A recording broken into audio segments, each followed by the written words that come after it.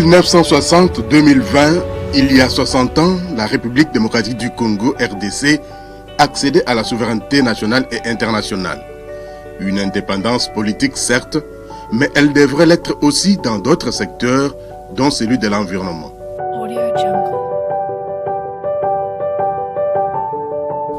Peut-on alors parler d'une indépendance environnementale? Oui, serons-nous tentés de dire.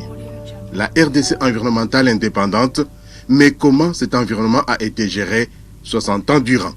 Si nous devons regarder dans l'histoire coloniale de la RDC, nous n'allons pas parler de l'époque précoloniale, le pays était considéré comme une vaste réserve de tout ce qui est naturel, notamment les ressources forestières.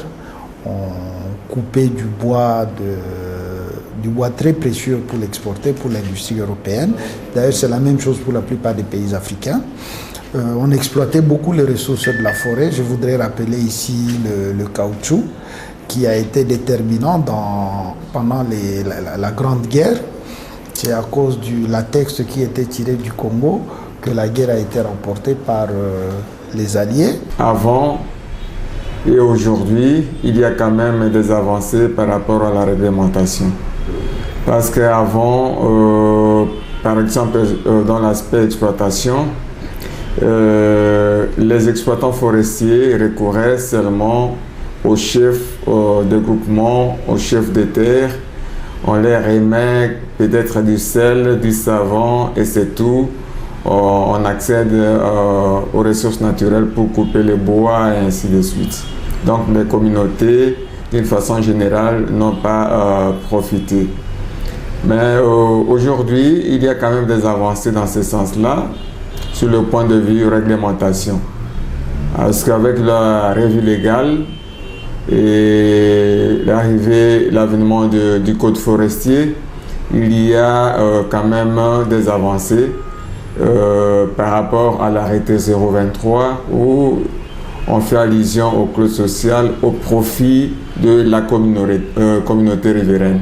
Quand on fait le monitoring des ressources naturelles, nous constatons que la majorité des gens, ceux qui sont censés faire pratiquer la loi, ce sont les membres de l'administration en lien avec la gestion des ressources naturelles. Lorsqu'on parle de la gestion durable de l'environnement, on fait allusion justement au fait que le comportement qui doit animer les animateurs d'aujourd'hui à travers les politiques et programmes qu'ils proposent pour la bonne marche d'un pays, d'un État, doit être équilibré de manière à s'assurer que autant les générations d'aujourd'hui profitent de ces avantages, autant les générations futures en profiteront aussi de la même manière. Les forêts, l'eau, la biodiversité animale et végétale, l'assainissement ou la gestion des déchets, les réserves, aires protégées et parcs nationaux, le tourisme et le développement durable, autant d'aspects concernés par la gestion de notre environnement durant les 60 ans qui viennent de s'écouler. En RDC, il y a l'aspect exploitation des ressources naturelles, il y a l'aspect conservation, il y a l'aspect foncier et il y a l'aspect bénéfice des communautés locales et peuples autochtones, riveraines, de l'environnement riverain, des ressources naturelles. On a développé une industrie minière au Congo avec la perspective d'extraire des minéraux du sol et de les emmener pour alimenter l'industrie européenne, la fournir en matières premières. À l'indépendance, je ne pense pas qu'on a vraiment réfléchi sur tous ces aspects de la colonisation. On a voulu avoir une indépendance en nous focalisant sur les aspects politiques. Donc on veut s'émanciper de l'administration du pays par le colonialiste. Mais on n'a pas pensé qu'on avait quand même une économie qui était déjà extravertie dès le départ. On avait construit un modèle économique fondé sur l'exploitation carrément sans réserve des ressources naturelles, mais pas pour développer le Congo, mais pour aller alimenter l'industrie européenne. Voilà la grande tare dont a hérité le modèle économique du Congo.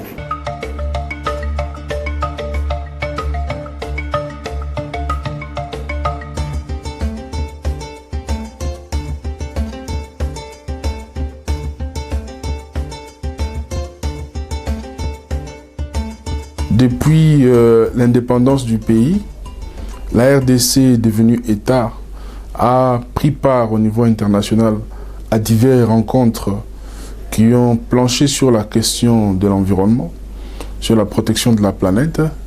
Et donc, elle a fait sienne plusieurs résolutions et recommandations des Nations Unies et des divers organismes spécialisés des Nations Unies qui planchent sur la meilleure façon de gérer justement l'environnement.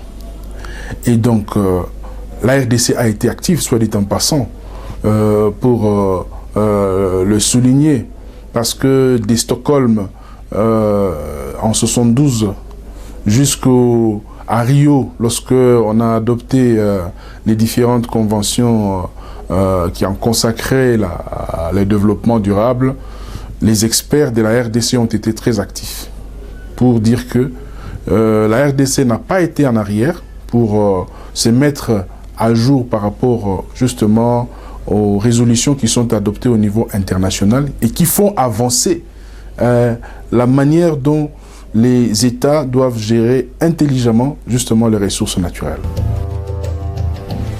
Avec une superficie totale de 2 345 410 km², la RDC dispose de plus de 155 millions d'hectares de forêt, soit 67% du territoire national, le plaçant ainsi au rang de premier pays forestier du bassin du Congo, le deuxième poumon forestier de la planète, après celui de l'Amazonie. Nous avons plus de 50% de forêts du bassin du Congo. Le pays, je parle de la RDC. Actuellement, on parle de tourbières. En 7 ans où nous parlons du réchauffement du climat de la Terre, la RDC a encore plus à donner que ces mines pour, par exemple, participer à la réduction des gaz à effet de serre par ces forêts, par les tourbières, par l'eau et bien d'autres biens que nous avons sur le plan naturel. Riche en ressources naturelles, la RDC est appelée à devenir une puissance environnementale dans le monde, mais hélas. La protection de l'environnement constitue aujourd'hui un défi majeur pour l'humanité. Notre vision pour les questions environnementales et énergétiques est connue. À ce sujet, j'œuvre et milite pour un Congo qui gagne, un Congo qui rayonne. Il n'est plus question de parler du Congo sans le Congo. Il n'est plus question de compter sur le potentiel du Congo sans les Congolais et sans en payer le prix. La position géographique de notre pays, son énorme potentiel énergétique et environnemental nous place au centre des enjeux de notre temps. Nous devons jouer le rôle qui est le nôtre dans la stratégie mondiale de lutte contre le réchauffement climatique. Sur le plan juridique, le secteur forestier par exemple est régi entre autres par la Constitution qui stipule en son article 9 « L'État exerce sa souveraineté sur les forêts », le Code forestier de 2002, la loi portant principes fondamentaux relatifs à la protection de l'environnement qui stipule dans son article 2.28 évoque la forêt qui nécessite un plan d'aménagement. La liste n'est pas exhaustive. Le cadre juridique existe certes. Avec tous les cadres qui ont été créés, notamment avec les accords multilatéraux sur l'environnement et toutes les conférences internationales qui s'en suivaient, le pays s'est intégré petit à petit à cette dynamique mondiale de la gestion durable de l'environnement. Ce qu'il faut signaler ici, c'est que c'est un besoin exogène. Ce n'est pas né vraiment d'une conscience nationale, c'est né plutôt d'une impulsion internationale à laquelle le Congo s'est attelé Et il y a eu très peu de réajustements par rapport aux réalités congolaises. Nous avons toute une série de lois en République démocratique du Congo. Mais le problème est que ceux qui sont censés protéger les lois, ce sont les mêmes personnes qui ne respectent pas la réglementation de la RDC au niveau de l'exploitation illégale des ressources naturelles. Vous trouvez même des ministres, vous trouvez des politiciens, vous trouvez des députés, vous trouvez des officiers militaires. Mais qu'en est-il de son application? Le code forestier particulièrement, est-il un code d'exploitation ou de gestion durable du secteur forestier pour son développement? C'est déjà intégré dans les outils de gestion forestière. Parce qu'après le dernier code forestier qui a été promulgué en 2002, ce code forestier prévoit un modèle plus durable de l'exploitation forestière. Mais je voudrais quand même dire ici que ce code forestier demeure dans la vision de tout écologiste qui essaie de l'analyser, plutôt un code d'exploitation forestière. Ce n'est pas vraiment un code de gestion forestière, de gestion intégrée de toutes les ressources forestières, des écosystèmes forestiers, de façon à ce qu'ils puissent être mis dans une dynamique de développement durable. Donc le code forestier dont nous disposons aujourd'hui, oui, prévoit déjà un certain nombre de régulations pour mieux contrôler l'exploitation, bien qu'on n'a pas fini de développer tous les outils de contrôle, notamment ce qu'on a appelé la grille de traçabilité des exploitations forestières pour essayer de voir si tel bois a été exploité selon toutes les réglementations qui étaient mises en place. Mais il reste encore à améliorer notre gestion de la forêt et considérer ça vraiment comme dans sa phase intégrative, dans sa phase holistique. Ce que nous appelons forêt, ce que l'exploitant forestier appelle forêt, c'est les grumes qu'il peut en tirer. Ce qu'un habitant de la forêt appelle forêt, c'est son cadre de vie et tous les services qu'il peut lui rendre. On n'est pas encore réussi à concilier les deux de façon à avoir une vision holistique de la forêt et à la gérer de manière qui prend en compte les intérêts de toutes les parties, tout en préservant évidemment la contribution du capital forestier national à la lutte contre les changements climatiques.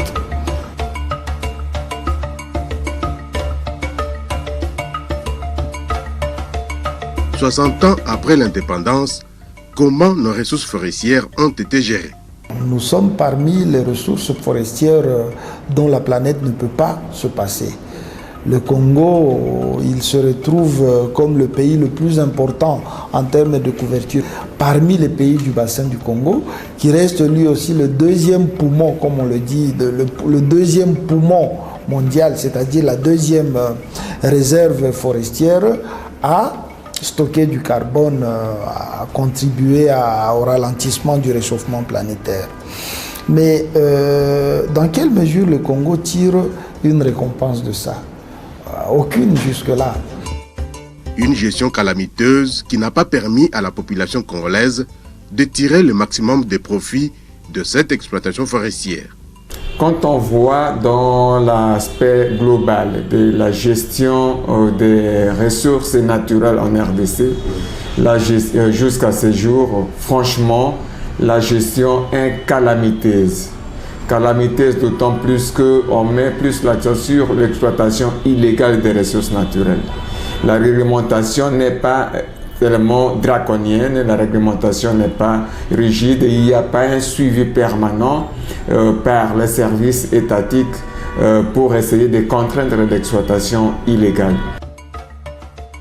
Pour préserver ce patrimoine forestier, le ministère de l'Environnement et du Développement durable s'est doté en 2009 d'un atlas forestier interactif de la République démocratique du Congo, un instrument de suivi dynamique de l'état des forêts fournissant des informations crédibles et actualisées sur le secteur forestier congolais. But de l'atlas, renforcer la gestion des forêts et la planification de l'utilisation des terres. Mais certains observateurs estiment que le secteur forestier doit être doté d'un plan d'aménagement forestier. on va constater que en 2018, notre forêt a perdu ou a été dégradée en termes de forêt primaire autour de 480 000 hectares. Suite à quoi?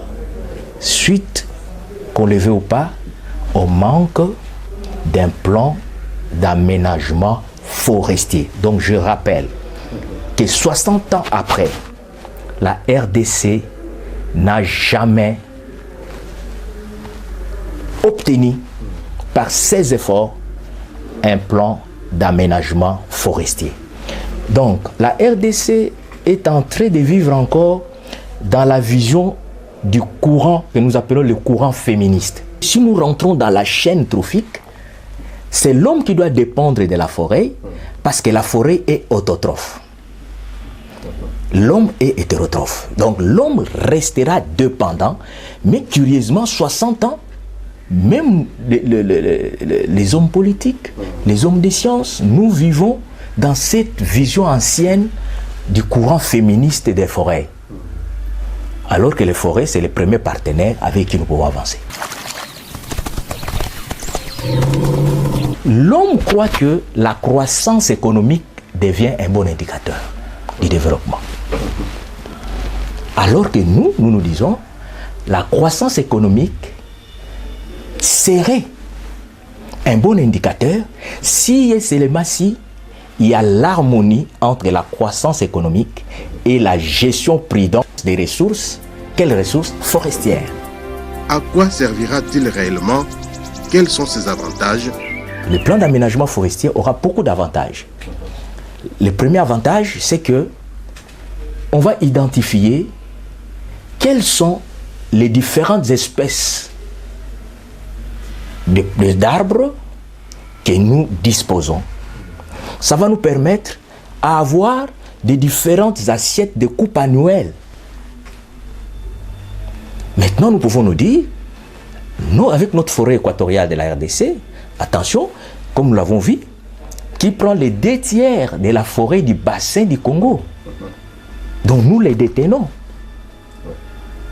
N'est-ce pas? Maintenant, on peut nous dire, voilà, nous avons par exemple 50 assiettes de coupe annuelles, et cela nous permettra maintenant, à nos ministères, par exemple des tutelles, de créer des critères qui vont permettre à ce qu'on octroie un contrat, par exemple, d'exploitation.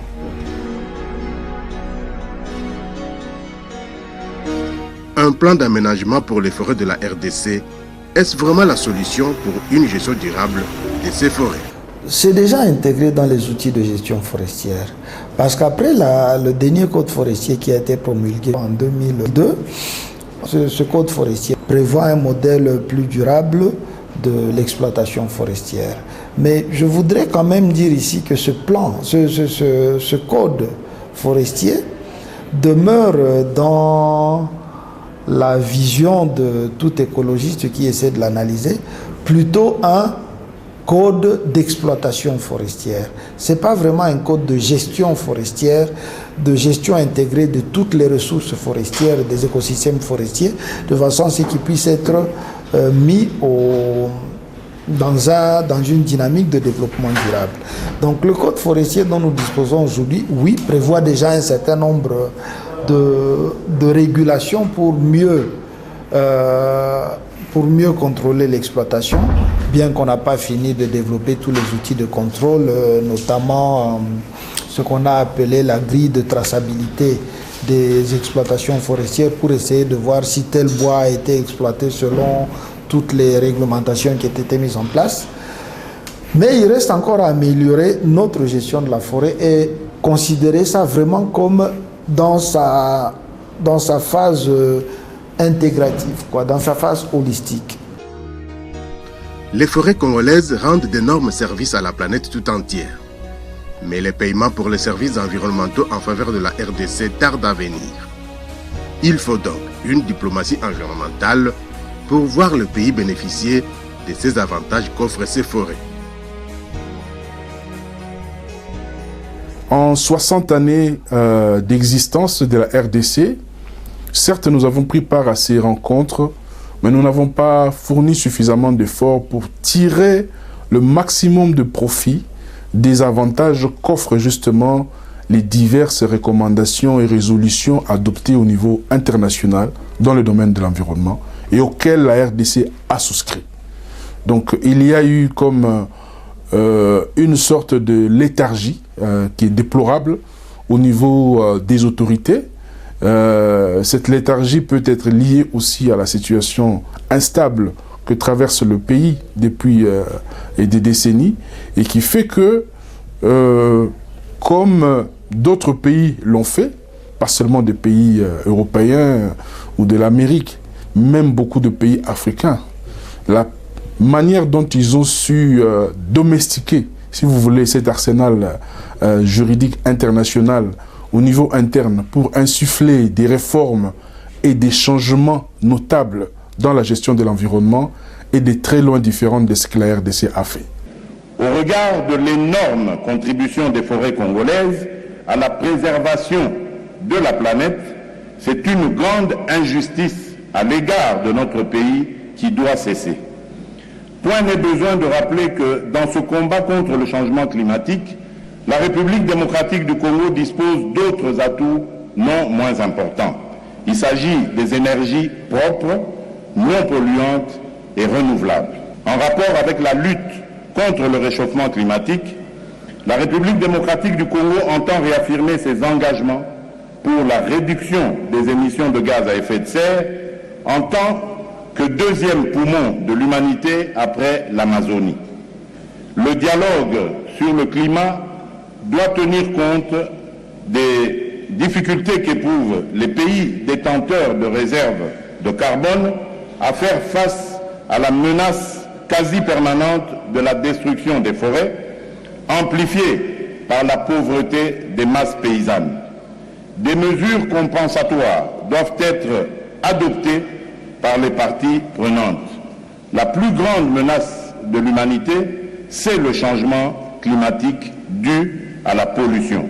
Et la République démocratique du Congo est une grande partie de la solution à ce grand défi qui guette la planète. Notre pays est en effet un grand espoir pour l'humanité. Nous devons en être conscients et élaborer des politiques conséquentes. Notre pays doit bénéficier à juste titre des financements disponibles au niveau mondial en allant bien au-delà du 1% actuel. Pire encore, même les populations qui, depuis des millénaires, sont les premiers gardiens de ces forêts, continuent de croupir dans la misère la plus noire. Pas de bancs pupitres pour les salles de classe, pas de toiture en dur, les enfants étudient dans des conditions les plus déplorables comme ces élèves de l'EPI PK dans la province forestière de l'Équateur, territoire d'Ingende. Les communautés locales et autres populations autochtones sont même privées de leur droit d'accéder à leurs ressources parce qu'il faut préserver les forêts et faire de la conservation. On a développé au Congo un modèle de conservation, par exemple de création des aires protégées, où les besoins des populations n'étaient pas pris en compte. Donc du jour au lendemain, on pouvait carrément demander à tous les villageois de partir sans leur dire où ils vont aller, parce qu'on voulait créer un parc dans ce qui était leur village. Et le parc, on le créait non pas pour les villageois, non pas parce que le Congo avait besoin de préserver l'espace, mais parce que, avec peut-être l'influence qu'on avait vue à l'extérieur, on pensait qu'il était bon de créer des parcs. Et très souvent, c'est des initiatives qui sont nées de mouvements qui venaient de l'extérieur du pays. Donc, on n'a pas vraiment domestiqué ce processus d'intégration à la dynamique mondiale de la conservation de la nature à l'issue de ces accords multilatéraux sur l'environnement.